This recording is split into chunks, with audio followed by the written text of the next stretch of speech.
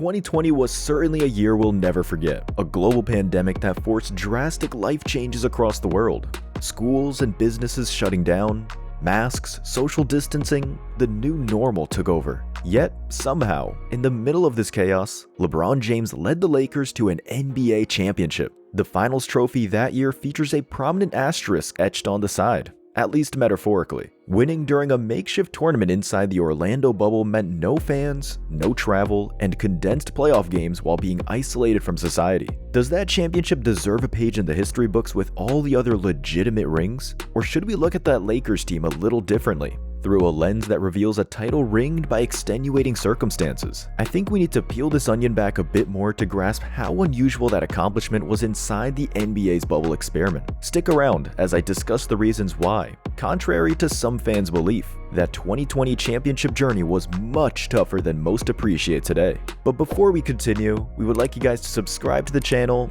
like this video, and hit the notification bell icon so you don't miss out on any amazing and entertaining content. First, let's be real.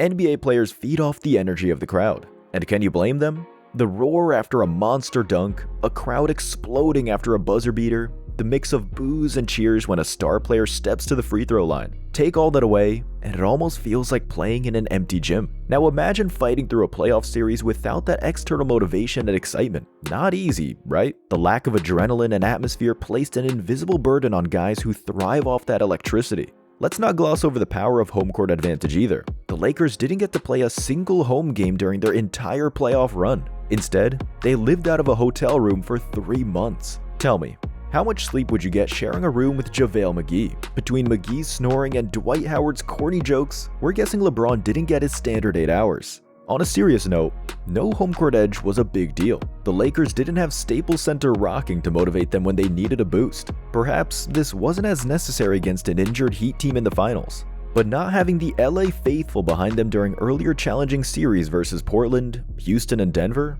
that stripped away a tool all previous champions could use to their advantage. Alright, take the home court and remove the fans. Next, cram everyone into a contained campus for nearly 100 days. We hope Disney springs for the deluxe hotel package, because we'd go crazy in one of those cramped motel rooms. In all seriousness though, the mental strain cannot be overstated. These guys are used to traveling between cities, getting a change of scenery, enjoying some fresh air outside the arena. Instead, they saw the same walls, the same people, even ate at the same dining room table for over 3 months.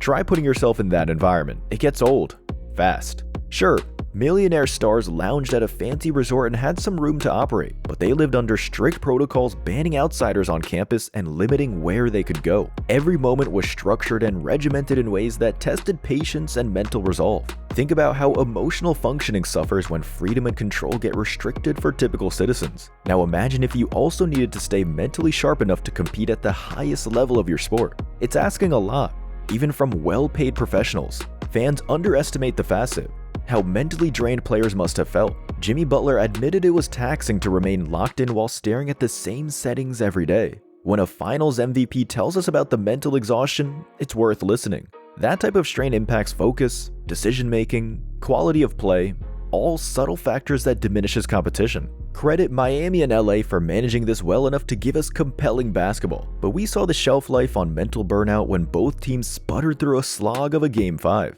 The threat of COVID-19 also didn't disappear once players entered the bubble.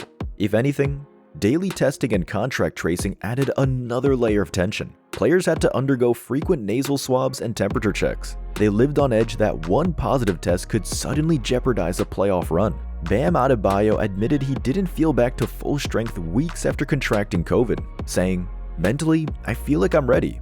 Physically, my body says otherwise sometimes." Adebayo was one of 3 Heat players diagnosed along with Kendrick Nunn and Derrick Jones Jr. It's impossible knowing how much those infections impacted Miami's finals chances, but every player bore the weight of avoiding virus spread while chasing a ring. The mental strain of potential exposure and letting teammates down compounded the typical playoff pressures tenfold. When a championship involves notable players injured or declining to play altogether, it automatically needs an asterisk. Call it unfair, but that alters the realness when we know a squad didn't compete against the NBA's best. We don't mean to diminish LA's remarkable run, yet so many top stars either got hurt, left the bubble entirely, or had to ramp up after extended layoffs. Steph Curry, Kevin Durant, Kyrie Irving, Bradley Beal, John Wall, and more, all absent from the playoffs. Recent MVPs and all NBA talents usually part of the mix were reduced to spectators. Don't forget key players testing positive for COVID once inside the bubble either. And unfortunately,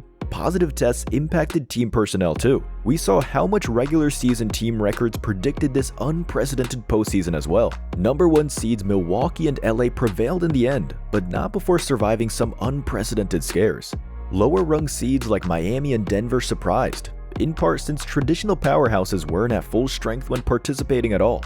Imagine how different things unfold if KD and Kyrie knock off Milwaukee. We might remember 2020 very differently. When the champion Lakers needed 6 games to dismiss banged up 5th and 8th seeds in earlier rounds, that suggests missing stars elsewhere opened the door. The finals felt like a coronation more than a fight to the finish after injury struck Miami's 2 leading scorers.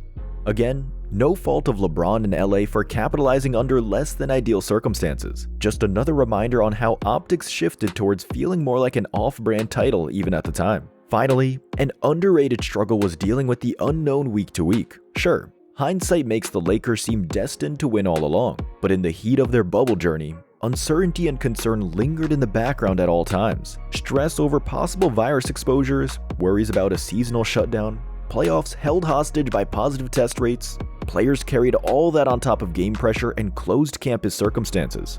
It would mess with anyone's focus to walk that tightrope while chasing a championship. Anthony Davis mentioned it was hard getting good rest when the prospect of COVID-19 remained constantly on their minds. Title teams rarely have to obsess about existential threats prematurely ending a run most seasons. Yet, during the 2020 postseason, safety concerns and sudden cancellations became just as fierce a competitor as the teams LA played. Lastly and finally, to finish the full playoffs, the NBA crammed games together without the usual spread. That grueling pace took a physical toll, especially coming off a 4-month layoff. It's no coincidence fatigue-related injuries rose and fourth-quarter performances dropped significantly. Human bodies don't respond well to makeshift schedules and dormant periods followed by overuse. Yet, players needed to adjust on the fly and recover quicker while already facing bubble travel and personal restrictions. It's impressive any stars held up through months of compounding mental, emotional, and physical taxation all bundled tightly together. Weigh all factors together: lack of home court, empty buildings, mental and physical restrictions, missing stars, and this Lakers title deserves closer inspection. The organization and its fans should still celebrate what that special team achieved. Just don't forget or diminish how all those atypical variables made this one of the most unusual championships ever.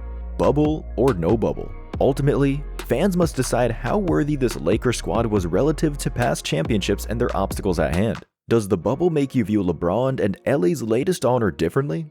Share your thoughts in the comments below.